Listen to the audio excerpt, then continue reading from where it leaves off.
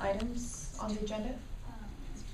Yes, so the question is, for the speakers, if you'd like to speak now or would you like to wait into your item? If anyone wants to speak now on an item on the agenda, we need to know now.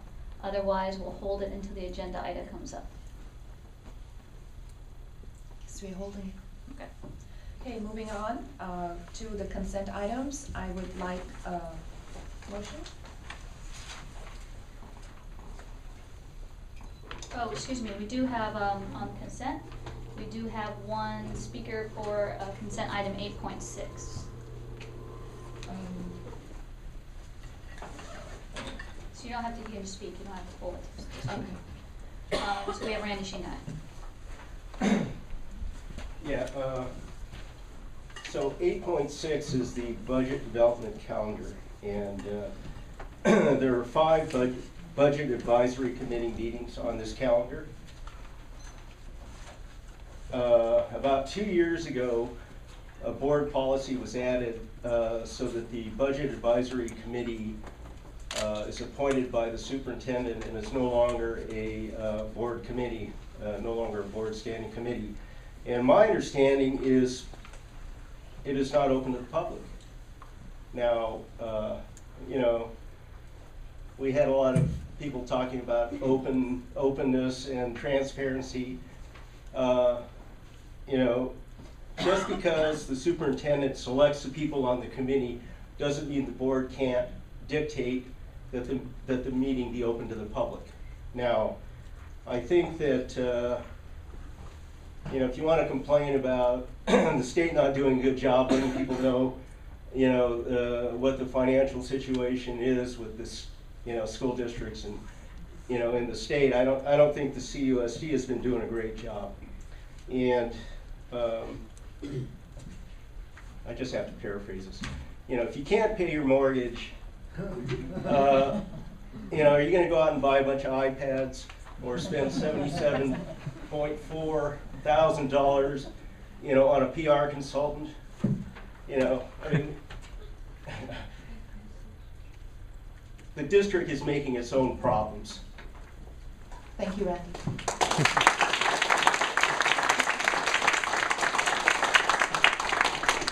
Going back, I would like a motion on consent items, please. Excuse me, so can we make comments about the consent? Usually, to make any comments, we have to pull the item. Otherwise, the consent item means that we have to move it as a block. Oh. You have to pull the item off to make a comment on it. Okay. Then I would like to pull the item on the budget. 8.6? Yeah, 8.6. I need a second for that. I second. All in favor?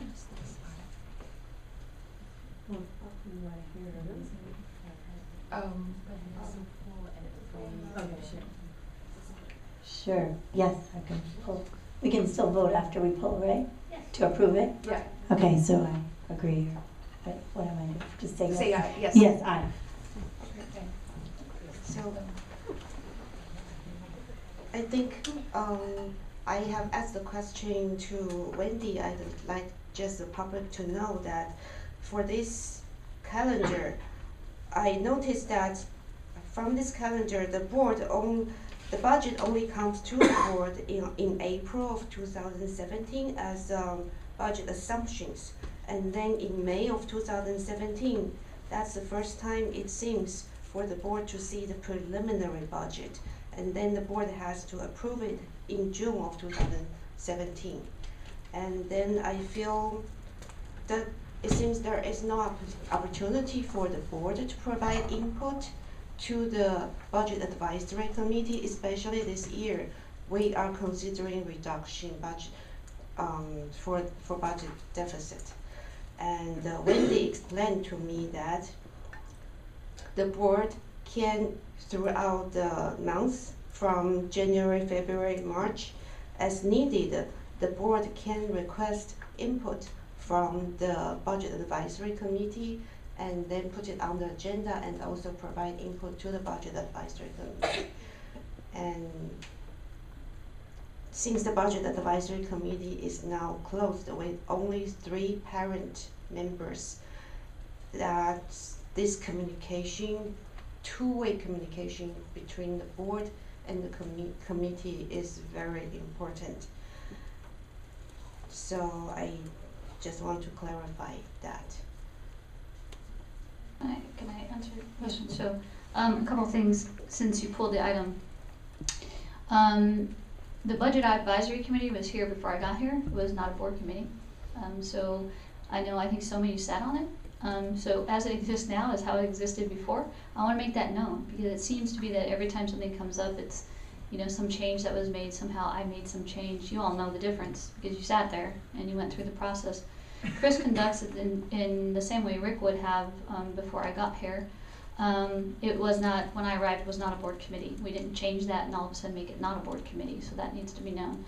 The idea of openness or not, when we talk about our committees, when you're in the middle of a process, you have a committee because the committee has work to do. If you have people coming and going as part of that committee, people coming in and inserting themselves throughout a process, it is either going to stall that because you have to go back and educate those who weren't there in prior meetings.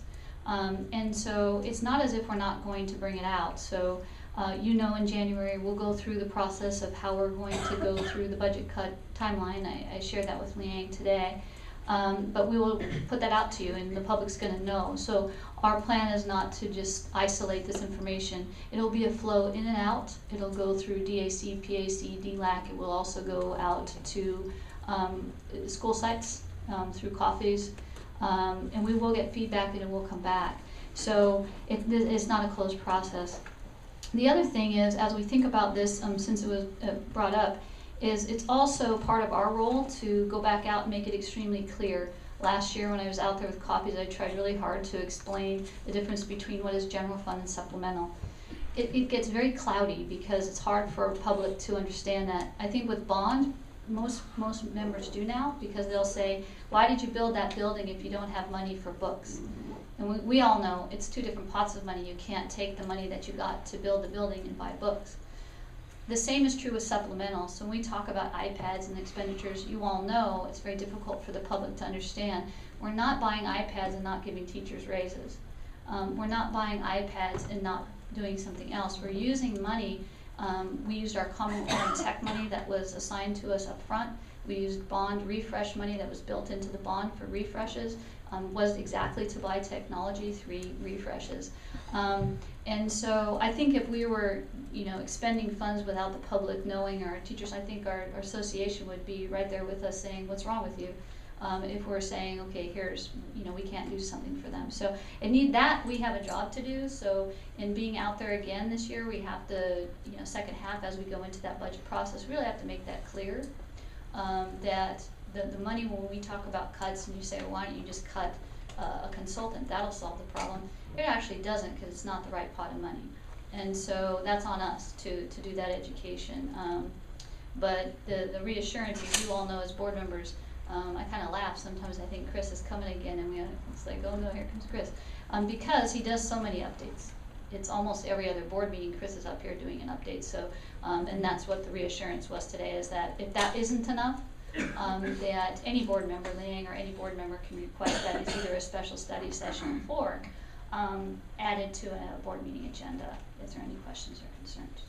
So for the interest of complete information, I have communicated this to Wendy already, that a former CUSD board member has told me he used to attend Budget Advisory Committee as a board member, and I've just spoken to the county or the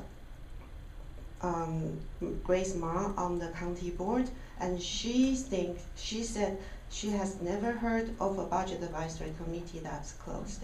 And I've spoken to other board members from other school districts at the annual board association meeting. Almost everyone I have asked, their meeting is open. I understand it's okay if our decision is to be closed, but just for the public information. Almost every other district I have asked, they have opened. And also on our board policy, it states that it is superintendent who will decide who is the member, but then the superintendent may appoint a board representatives on the committee. So it is, we decided board policy, so we can change that. But the current board policy does allow board representatives on the committee, just for information. Soma and then Phyllis. Okay, so I'd have to look at my resume to make sure, but I think I was on the Budget Advisory Committee starting in 2009 when Phil Kwan was here. And it was a superintendent's committee, and it was, Kai was on there with me, but I never saw anyone from the public there. It was closed, but I'm a little bit confused because this is the budget development calendar, and so I'm not sure that whether or not the Budget Advisory Committee is open or closed is relevant to whether or not we should pass this calendar. Phyllis. I spoke with Rick Houseman. He was the CBO prior to Chris, and I spoke with him today on the phone because I wanted to make sure that my recollection was correct. He chaired the Budget Advisory Committee from 2001 until Chris joined, and it's always been since 2001. It's been a superintendent's committee. It has not been open, and there were, as someone who spoke tonight said that there was a change made 2 years ago. To my knowledge, there have been no changes made in that committee since 2001.